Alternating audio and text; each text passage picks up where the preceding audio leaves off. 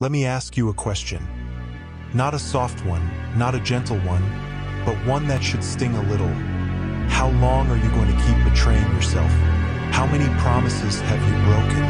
How many mornings have you woken up knowing you could have done better yesterday? Knowing you should have done better, and still, you didn't. You stood there, staring at the mirror, feeling that familiar heaviness in your chest, that weight of regret, but you still repeated the same cycle. Why? Because comfort owns you, because discipline terrifies you, because weakness feels easier, safer, even though it's the very thing that's killing you. People don't fail because they're stupid. People don't fail because they're unlucky. People fail because they can't force themselves to do what needs to be done, especially when they don't feel like doing it. That's the entire truth. That's the reason you're stuck exactly where you are. Let me tell you a story. I knew a guy named Kelvin. Funny, loud, always smiling. The type of person who made everyone else feel like they were doing something wrong because he always acted so chill. He said the same line every time he fell behind. I'll bounce back. I always do. He never did. He kept choosing the soft path. Late nights, skipped commitments, excuses polished so well they sounded like logic. He told people he was protecting his peace.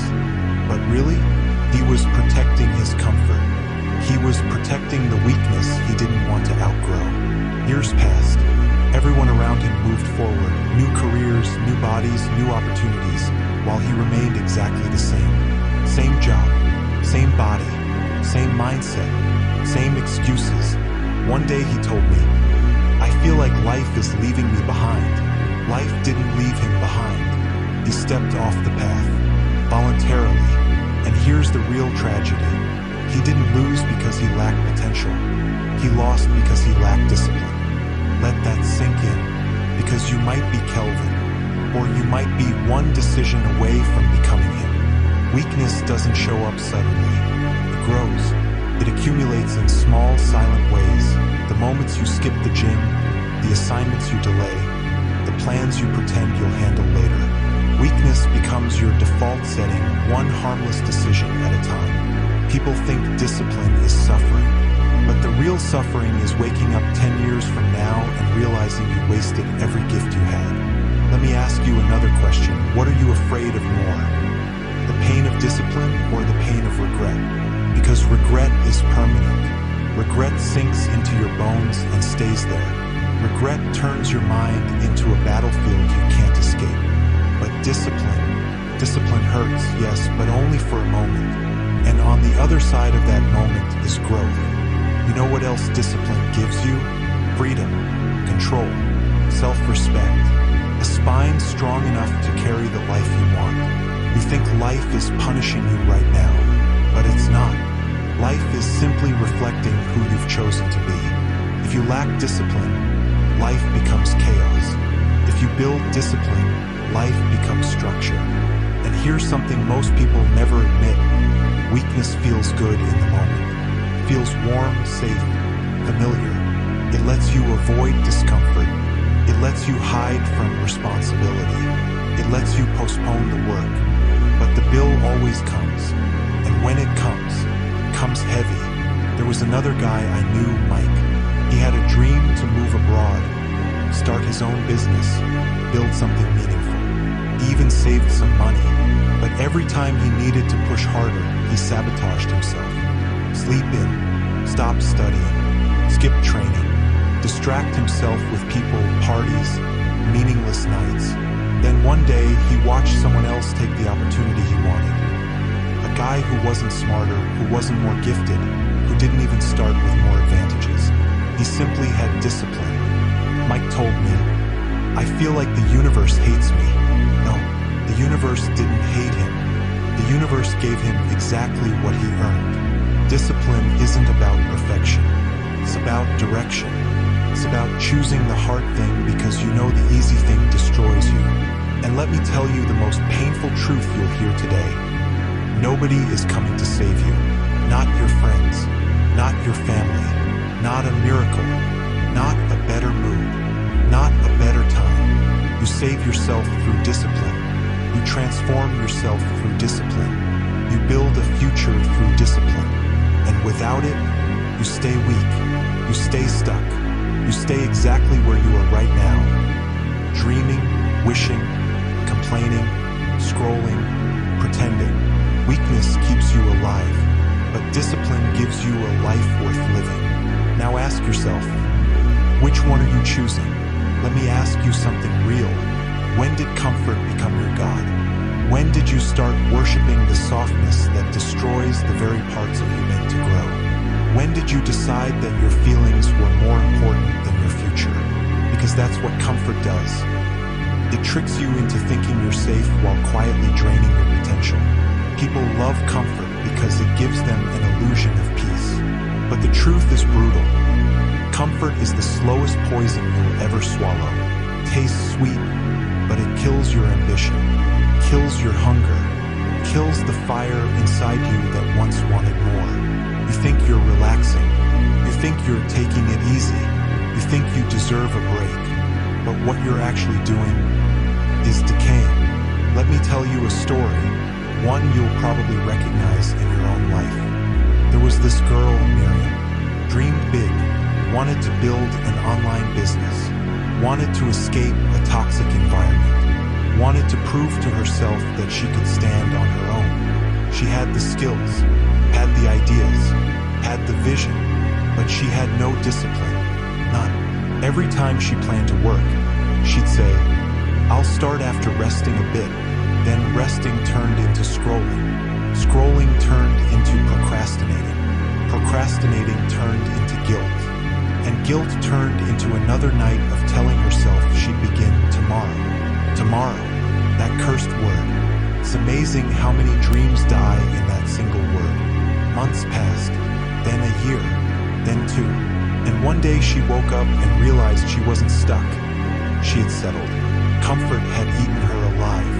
And when she finally opened her eyes to the truth, she said something I'll never forget. "I didn't lose because I wasn't good enough. I lost because I kept choosing what felt good instead of what was good for me." If that doesn't shake you, nothing will. Because how many times have you done the same? How many times have you chosen the couch instead of the grind? Chosen the distraction instead of the discipline? Chosen instant gratification over long-term satisfaction? You think the universe is unfair, but the universe is brutally fair. You simply haven't been paying your part of the price. Success demands sacrifice. Comfort demands nothing and gives nothing. Let me ask you another question. What has comfort ever done for you? Has it made you stronger? Has it brought you closer to your dreams? Has it shaped you into someone you're proud of? Or has it turned you into a spectator in your own life? People say they want success, but they live like they want comfort. People say they want transformation, but they live like they want convenience. People say they want discipline, but they refuse to experience discomfort. You can't have both.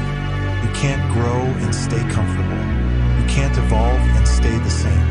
You can't get stronger while avoiding anything that feels difficult. I once knew a guy named Victor, the opposite of disciplined. He quit everything when it got hard. Gym, jobs, relationships, side hustles, even simple routines. And always with the same excuse, "I don't want to force myself. I want to do what feels natural." Natural, that was his word, his shield, his downfall. Because nothing great is natural. Greatness is built, forged, carved with blood, repetition, and discomfort. Comfort gave Victor a soft life, but a soft life creates a soft person. And a soft person breaks at the slightest pressure. One day his company downsized. He wasn't skilled enough to keep. Why? Because he never disciplined himself to grow. Comfort protected him from effort, but it couldn't protect him from consequences. And now I ask you, how long until comfort betrays you the same way? Comfort is seductive. Comfort whispers, "You can do it later. You deserve a break. You're tired. You've done enough." Comfort pretends to care about you, but discipline cares about who you could become. The two are enemies. And the moment you choose comfort over discipline, you choose weakness over strength. The successful people you admire, they're not built on talent. They're built on discipline. Discipline gave them their results. Discipline gave them their self-respect. Discipline gave them options in life. Comfort takes options. Discipline gives them. And here's the twist. The very thing you avoid, the thing that feels heavy, the thing you dread, that is exactly the thing that will save you. Discipline may feel like punishment, but staying weak, that's the real punishment. That's the sentence. That's the life sentence you give yourself when you choose easy over necessary. So let me ask you the most important question in this segment. Are you willing to be uncomfortable long enough to become someone extraordinary? Or will you keep being comfortable long enough to stay the same? Because you cannot have both. And your answer determines everything. Let me ask you something that most people are too afraid to look at. How much strength have you lost because you kept putting down the weight you needed to carry? Every dream, every goal, every breakthrough has a weight attached to it. And that weight doesn't disappear just because you avoid it. It sits there waiting, collecting dust, becoming heavier with every day you refuse to lift it. Most people don't fail because they're incapable.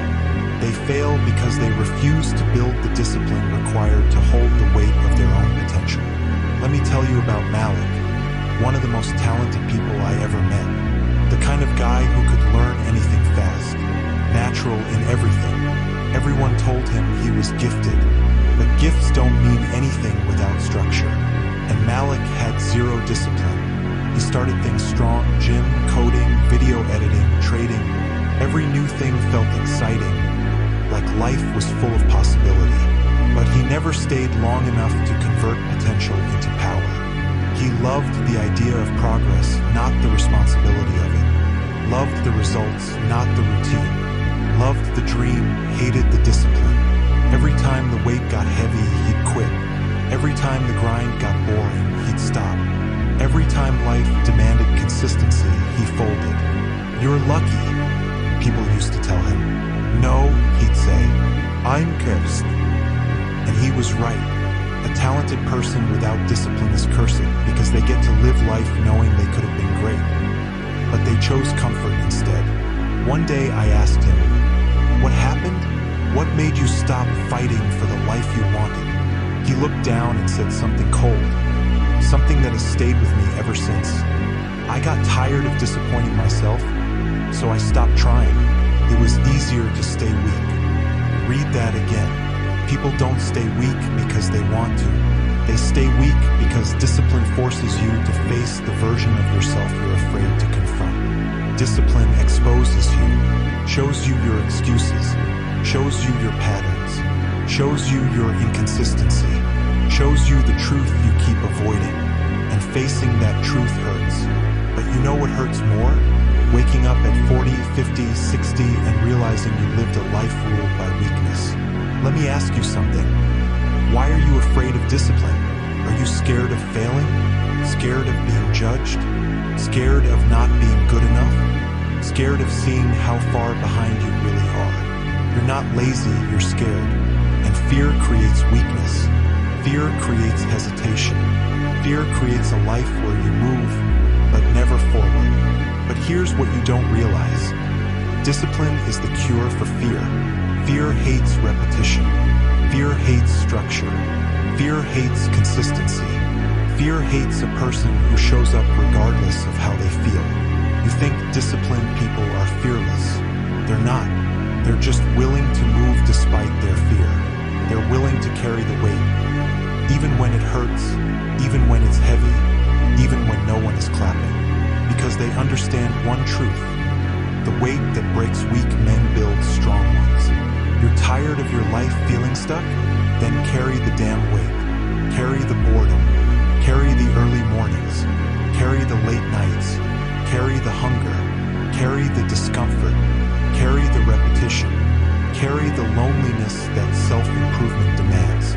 Weakness is always the result of refusing to carry what life requires of you. Strong people aren't built in moments of excitement. They're built in moments of discipline when everything in them wants to quit. Let me ask one more hard question. Do you want to feel good today or proud tomorrow? Because your answer decides your future. Weakness is immediate pleasure. Strength is delayed gratification. Weakness is comfort. Strength is consistency. Weakness is excuses. Strength is execution. Simple, the world breaks people who refuse to build themselves. But if you choose discipline, if you choose the weight, if you choose to do the things you don't want to do, your entire life changes. Discipline doesn't just make you stronger. It makes you someone you respect, someone you trust, someone you can rely on. Discipline builds the version of you that fear cannot control. So here's the final question of this segment, the one that determines everything about the rest of your life. Are you willing to pick up the weight today so you don't have to live the rest of your life wishing you had? Because the weight isn't going anywhere. But if you carry it, you won't stay weak.